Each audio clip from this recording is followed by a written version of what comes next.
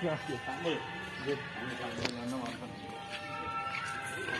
Bapak mohon berhenti dulu sebentar, Mas. Ini saya awal dari sini ya. Bapak sekeluarga saya ucapkan selamat pagi, Mas. Selamat datang juga di Keraton Yogyakarta.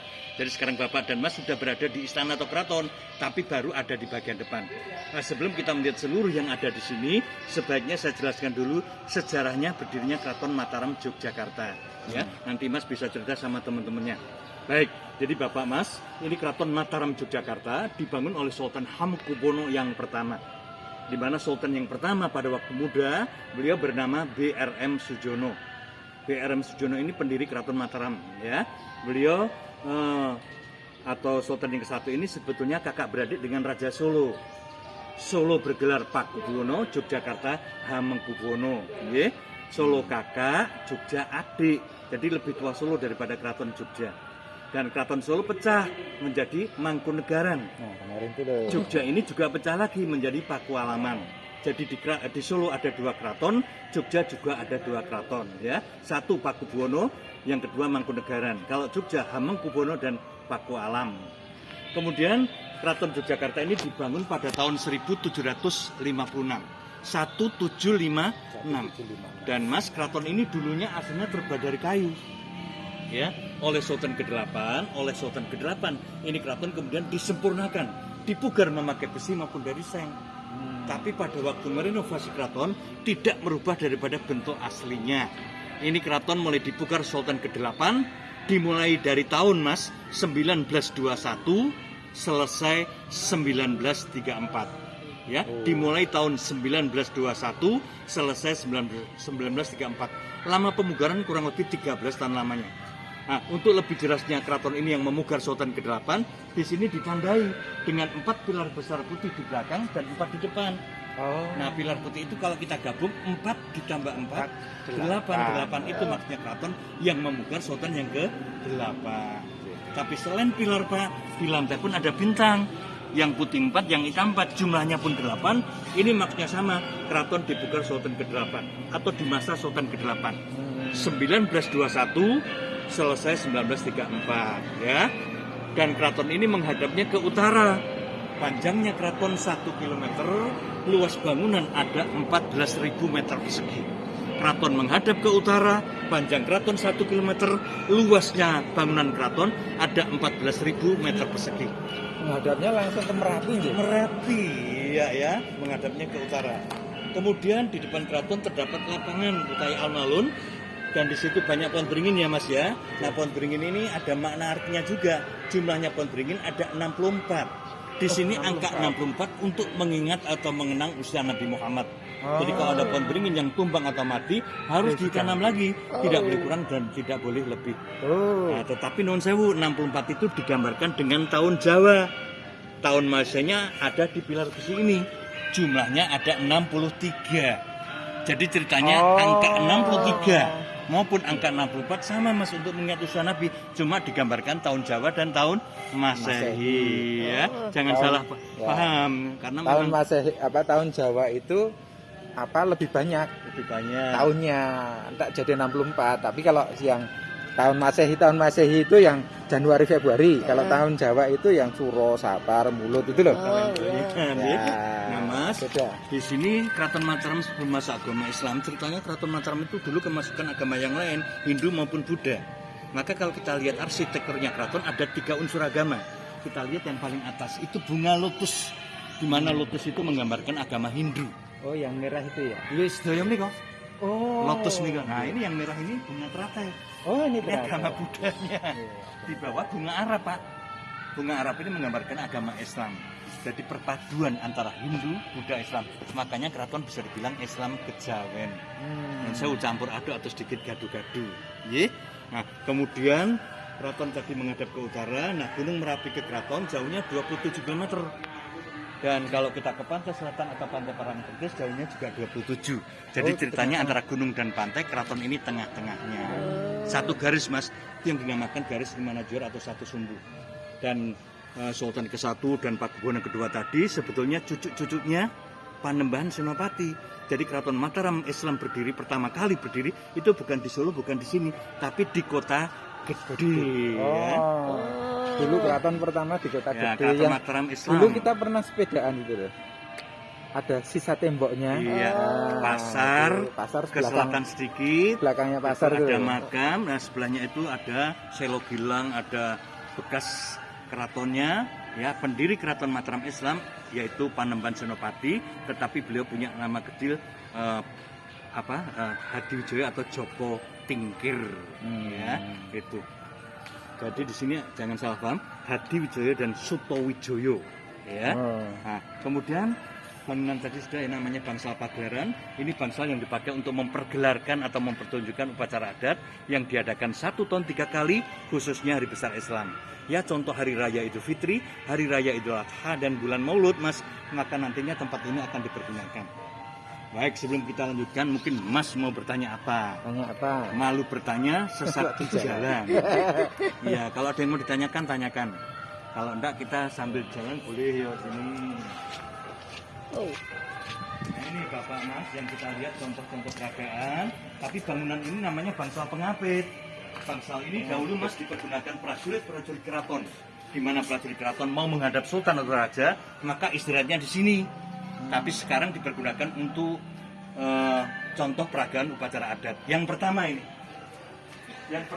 contoh peragaan upacara khitanan atau sunatan. Ini bukan putri melainkan putra, Pak.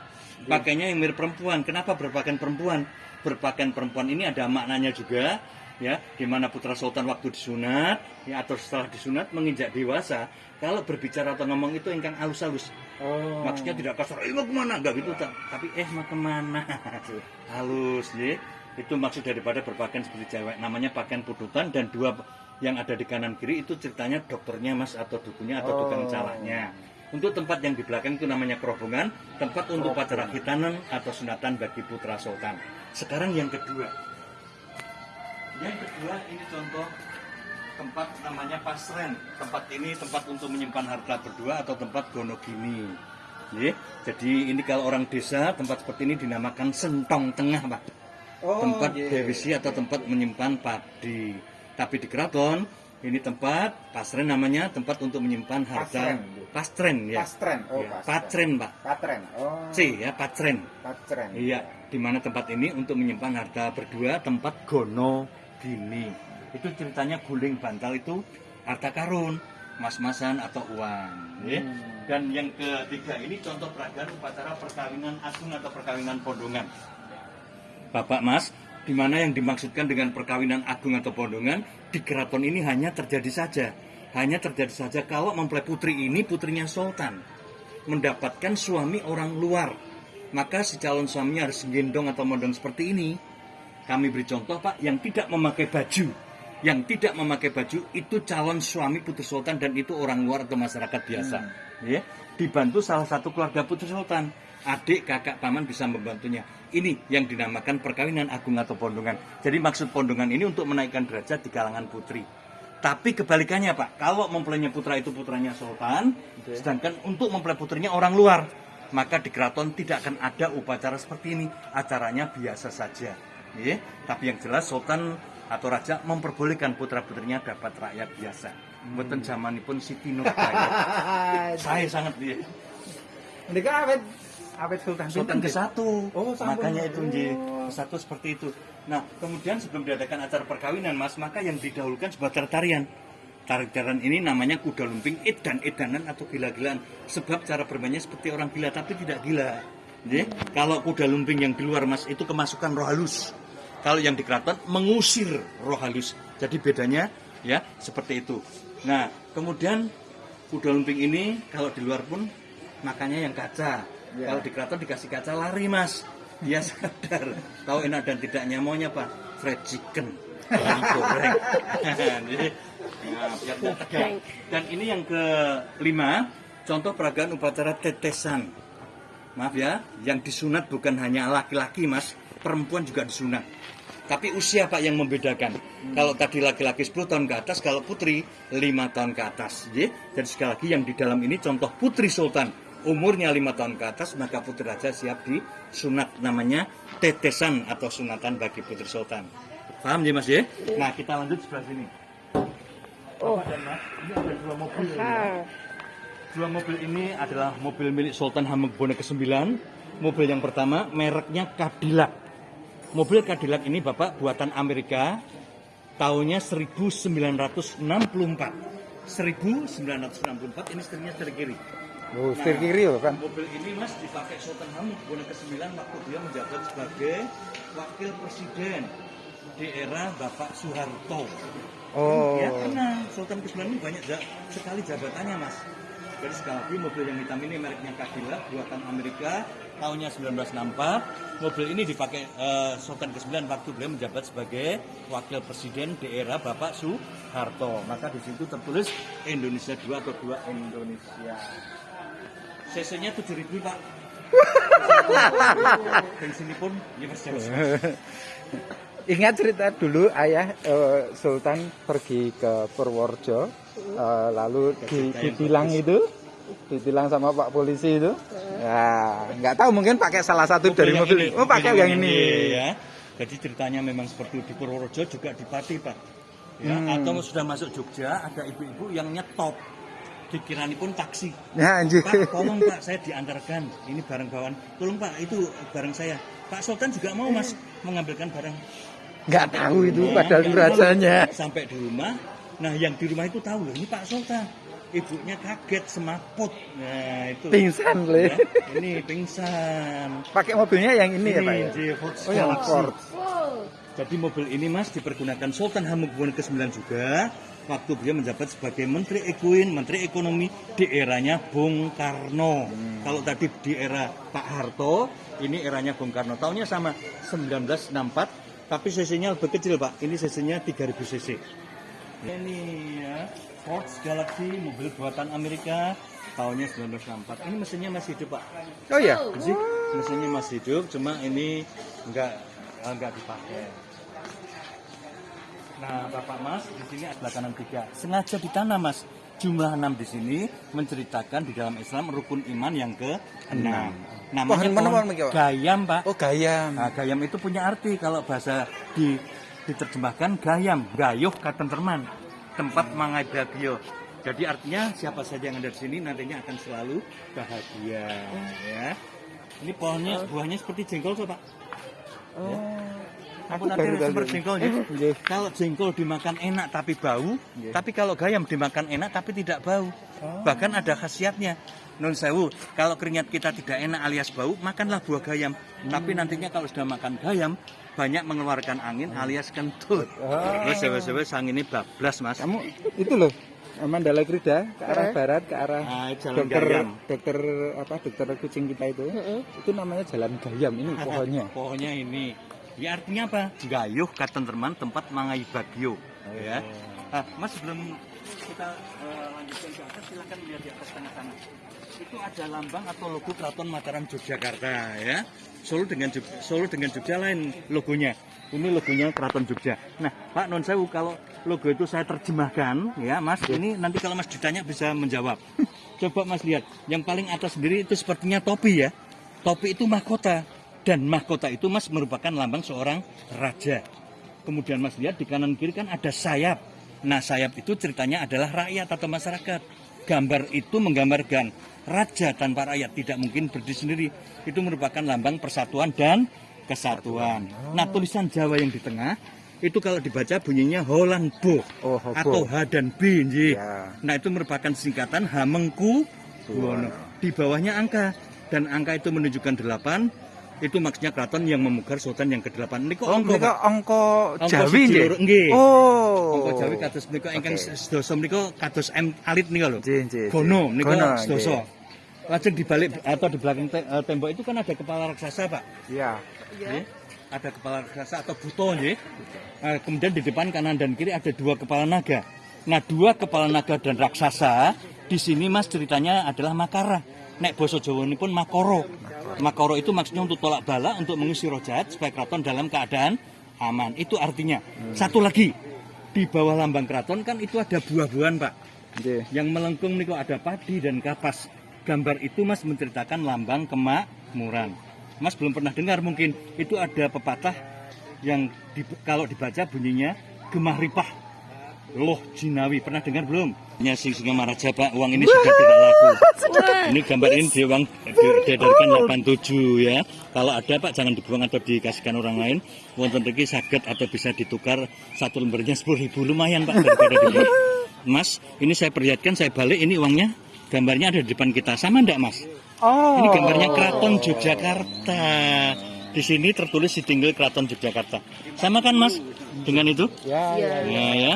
Ini rumah yang tempat eksekusi atau hukuman. Kenapa saya perlihatkan Mas? Mas, pemerintah waktu mau mencetak uang ini Pak, ceritanya izin loh Pak kepada Sultan. Maksud pemerintah itu baik. Pemerintah ingin mencetak yang besar, 5.000 atau 10.000. Tapi oleh Sultan ke-9 ditolak. Kata Sultan, silakan kamu cetak, silakan dicetak. Tapi usahakan yang kecil. Nah ini pertanyaannya, kenapa yang kecil? Menengah ke bawah itu orang banyak yang pegang. Tapi kalau menengah ke atas, wong sugih kok ya. Wedit sewuknya dilempar Pak. Ya, inilah makna daripada uang 1.000. Masyarakat kecil bisa memegang. Yuk kita lanjut. Ada artinya. Nah ini non sewu itu eksekusi atau hukuman Pak. Jadi Mas ceritanya tempat ini dulu dipakai untuk menghukum. Hukumnya hukum Islam. Kalau mencuri dipotong tangannya di sebelah kiri, mengkhianati dulu dipan juga untuk memerintahkan kepada abdinya. Nah, nonton kalau kita balik kanan, kita lihat tubuhnya Jogja nih kalau tengah-tengah nih kalau ingkang warna petak nih, tapi masih samar-samar, tapi yang sedikit nanti kelihatan. Itu Mas lurus itu agak ke sini karena pohon itu ada pohon yang mengkelung nih Pak. Ya itu garis putih itu. Nah, yang di atasnya langit-langit itu lerengnya Gunung Merapi. Jauhnya berapa tadi Mas? 27 km. Kalau Mas ke pantai selatan juga jauhnya 27. Dari gunung dan pantai keraton tengah-tengahnya. Anun menika cendol, sanes. Sawu kecik menika. Sawu kecik sarwa becik mencari kebaikan, mencari musuh kan gampang. Ya, itu artinya sawu kecik, sawunya kecil tapi rasanya manis Mas. Ya. Kalau cendol ini buah untuk Ini sabunnya. Kalau ini namanya pohon suko Bapak. Monosuko senang-senang bersukaria. Tapi pohon ini untuk tolak balak binatang berbisa. Dan saya kalau Bapak digigit ular atau kalau jengking Mas, ambil batang kayunya. Mana yang dikit tempelkan, bisanya insya Allah akan tersedot. Ya. Baik Bapak, Mas. Yang di atas sana tertulis huruf Jawa. Ya. Tulisan Jawa itu sebetulnya merupakan prasasti.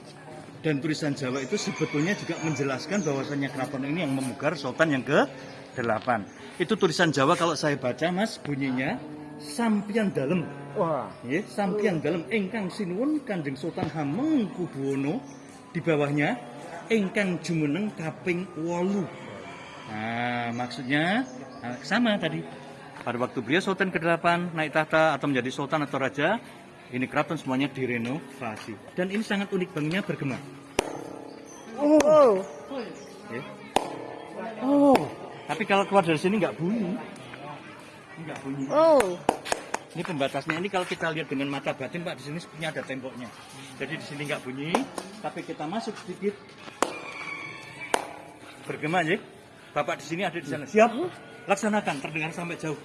Karena suara ini terbawa angin ke depan. Pak Sultan makanya cukup di sini Pak. Ya. Siap laksanakan. Sampean dalam sampean itu artinya kaki. Jadi kalau kita menyebut Sultan itu nggak boleh namanya, tapi cukup kakinya. Sampean dalam itu kakinya beliau artinya. Ya kalau mau sungkem dengan ngerso dalam, nggak seperti layaknya jabat tangan, itu pun hanya mencium ini Mas. Itu. Maka itu saking hormatnya. Jadi kamu bisa bayangkan ibu-ibu tadi yang ke mobilnya Sri Sultan itu bisanya kagetnya kayak apa? Kita nyebut nama aja nggak boleh, cuma nyebut kaki beliau. Sampean dalam. Sampean. Nah, terus di belakangnya Sultan ada gelar lah ditambahan Sayyidin Panotogomo Kalifatullah. Di mana Sayyidin Panotogomo Kalifatullah ini adalah seorang imam atau seorang pemimpin. Ya. Dan Bapak Mas, ini di kanan kiri ada dua bangunan kecil namanya Bangsal Kori. Bangsal ini dipergunakan, tapi sanes al-Qoriyatum al-Qori'ah. Bangsal ini namanya Kori tapi dipergunakan abdi dalam Kori. Tugasnya dulu kalau ada rakyat atau masyarakat yang ingin bertemu dengan Sultan, itu harus duduk di antara pohon beringin. Nah, nantinya terlihat dari sini orang itu dijemput dan dibawa menghadap kepada Sultan. Itu ceritanya. Kalau sekarang Mas ingin ketemu Sultan gampang. Cukup menulis surat kirimkan ke keraton, nanti dibalas kapan dan di mana. Tapi lebih enak lagi kalau di luar. Anggap saja Pak Sultan itu rakyat biasa. Pak Sultan gimana kabarnya? Jabat tangan bisa. Tapi kalau di luar, Pak.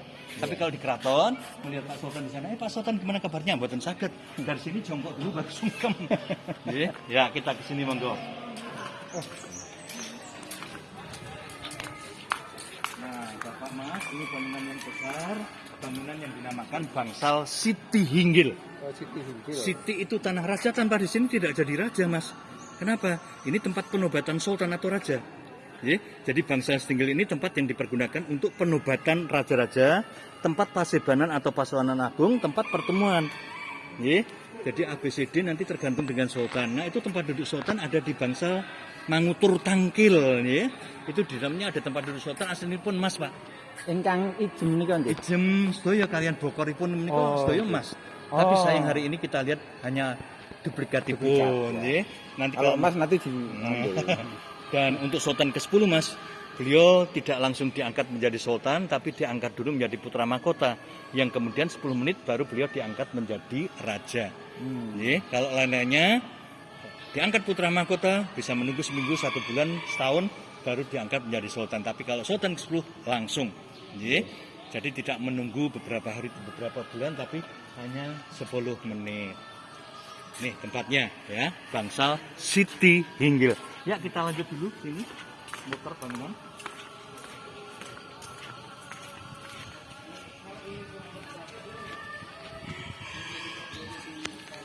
Kalau kecil. Ini berapa Pak? Kembang soko. Oh, soko. Kembang soko seneng-seneng ini kalau Pak, ingkang sawu kecil ini kok. Oh, nggih. Seperti itu, nanti sawunya kecil.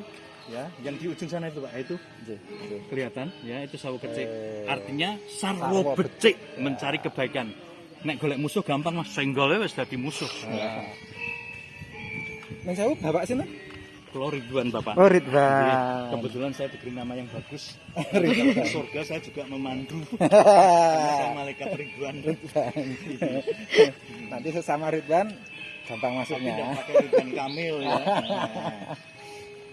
Nah, ini yang di kanan kiri ada 2 bangunan kembar. Ini bangunan namanya Mas Gedung Bale Angun-Angun. Di mana gedung ini dipergunakan untuk menyimpan 2 alat musik gamelan. Alat musik itu peninggalan Sunan Kalijogo yang dipakai untuk syiar agama Islam. Di keraton ini ada acara yang dinamakan sekaten. Artinya orang-orang yang mau masuk ajaran agama Islam itu harusnya mengucapkan sahadaten. Tapi lidahnya orang Jawa, latahnya lain. Bukannya dibaca sahadaten tapi sekaten. Yuk ke sekatenan yuk. Nah, itu bukan sekaten tapi sahadaten ya. Ini di sini sebenarnya ada ayam-ayam, dan ayam ini harusnya satu perangkat, laki-laki dan perempuan Pak. Ayam yang di keraton bukan sekedar dipelihara, bukan sekedar penghias, tapi itu ada makna filosofinya juga Mas. Ya, itu digambarkan semacam Adam dan Hawa. Adam dan Hawa itu ceritanya kan mendapatkan kesalahan, kemudian diturunkan ke bumi ini bersamaan atau bareng. Itu sebenarnya jawaban untuk ayam nanti kalau ditanyakan, umpamanya Mas ditanya ayam dan telur duluan mana Mas? Itu duluan ayam berarti. Duluan ayam kan? Dijawab ayam, ayam dari telur. Dijawab telur, telur dari ayam, tidak pernah habis. Jawabnya ayam dan telur dan mana bareng Pak. Karena tadi digambarkan Adam dan Hawa diturunkan bersamaan atau bareng, itulah jawaban ayam. Bu masuk akan. Tapi itu ceritanya. Ini sementara ayamnya jadi duda Pak. Yang perempuan mati belum diganti yang baru. Dia mesake niki. Monggo kita turun sini, Mas. Tempat sultan bertempat tinggal di dalam sana. Nah, nanti Mas, tadi kan saya belum jelaskan Pak, bahwasanya untuk melihat keraton ada 4 tempat Mas. Keraton bagian depan yang kita lihat hanya seperti ini saja. Yang kedua Bapak kalau nanti Mas punya waktu lihat kereta raja, kereta emasnya di sebelah samping. Ada 23. Dari museum kereta Bapak lanjutkan di mana sultan bertempat tinggal. Wonten magangan nggih. Mboten, lewat kebun riki. Oh, kebun. Oh, sorry. Kebun nggih. Nah, kebun dari situ nanti Bapak lanjutkan ke Taman Sari atau Istana Air. Oh, nggih. Tadi ada 4 ya Mas ya. Taman Sari sampun nate. Sampun nate ya. Jadi ini tangga atau jalan yang menghubungkan di mana sultan bertempat tinggal atau dalam. Ini rumah sultan betul. Keraton itu ya dari depan sampai ke belakang. Tapi di mana di sini banyak bangunan itu ada fungsinya masing-masing. Nah, sultan bertempat tinggal di gedung jenih. Tapi kita tidak boleh lewat sini. Sementara ini karena renovasi juga belum selesai, nanti Masnya lewat samping ya. Oh, nggih. Ya, nanti sebelum ke sana lihat keretanya dulu. Ya, kita ke sini monggo. Ya, kamu tahu ingat lantai-lantai ini. Iya, ini sedikit bersih karena kemarin dibersihkan. Ini kok wonten apa? Lumutipun. Lumutipun. Tadi licin, Pak. Kayak lantai di stasiun Mas, kereta. ini bangunan yang dua yang tersisa kanan dan kiri ini bukan bangunan keraton, Pak. Oh, Ini bangunan salah satu peninggalan Universitas Gadjah Mada. wow. Jadi ceritanya awal pertama berdiri UGM di sini, Mas. Di sini dulu Fakultas Hukum, lalu Sosial Politik ada di sini. Ada 4 fakultas. 4 fakultas. Hukum, Fisipol, Ekonomi, dan Kedokteran. Itu awal pertama, makanya di UGM sana yang paling tua fakultas itu hanya 4. Hukum, Fisipol, Ekonomi, dan Kedokteran. Ya. Hmm. Beautiful. Itu kemawi prodo Mas, Pak. Nggih. Serbuknya Mas. Kayak emas di kota gede banyak. Emas nanti konten kota gede. Nah, orang Jogja itu kaya-kaya kok dipanggil Mas, Mas, ini Mas. Kaya. Nanti pindah Jakarta jadi palsu. Masa Mas jadi abang? Pang. Tonton loh. Abang itu maksudnya merah itu loh, Mas. Oh.